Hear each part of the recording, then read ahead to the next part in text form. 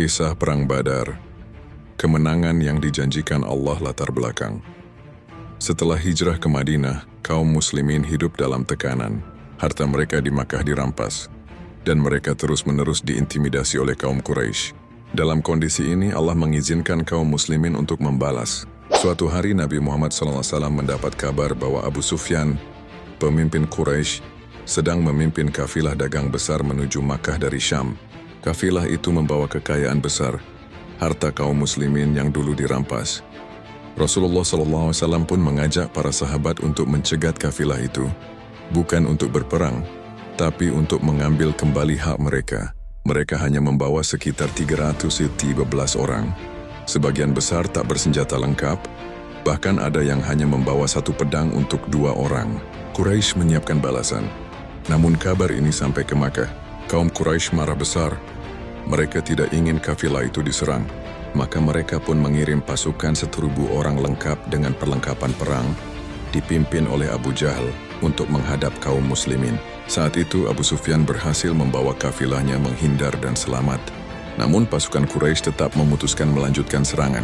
Tujuannya berubah, menghancurkan Islam selamanya. Nabi Muhammad SAW memimpin dengan penuh tawakal. Rasulullah SAW mengumpulkan para sahabat.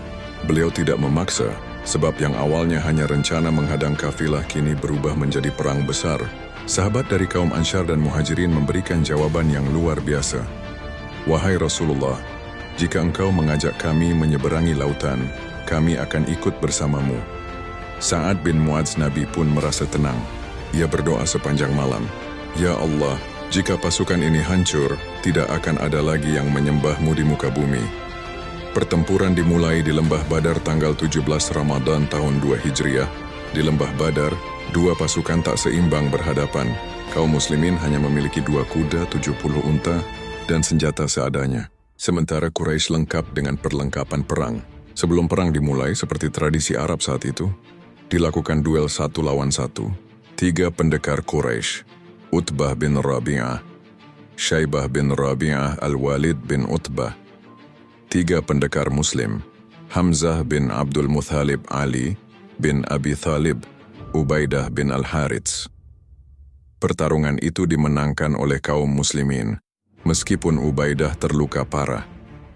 Bantuan dari langit. Saat perang berlangsung sengit, Allah menurunkan pasukan malaikat untuk membantu kaum muslimin. Sungguh Allah telah menolong kalian di perang Badar, padahal kalian lemah. Maka bertakwalah kepada Allah agar kalian bersyukur. Ali Imran 123. Para sahabat merasa ada pasukan yang tak terlihat, memperkuat mereka. Semangat juang kaum muslimin semakin membara. Kemenangan besar perang itu dimenangkan oleh kaum muslimin. Sekitar 70 orang Quraisy terbunuh, termasuk Abu Jahal, musuh besar Islam. 70 lainnya ditawan. Sementara dari pihak muslim, 14 orang gugur sebagai syuhada. Rasulullah memperlakukan para tawanan dengan baik dan penuh keadilan. Ada yang dibebaskan setelah mengajarkan baca tulis. Ada yang ditebus oleh keluarga. Hikmah perang Badar, kemenangan datang dari Allah, bukan dari jumlah atau kekuatan. Tawakal dan doa Rasulullah SAW menjadi kunci kemenangan. Persatuan kaum muslimin adalah kekuatan yang tak tergoyahkan. Perang Badar menjadi titik balik dalam sejarah Islam. Setelah perang ini, kaum muslimin mulai dipandang dengan hormat oleh suku-suku Arab.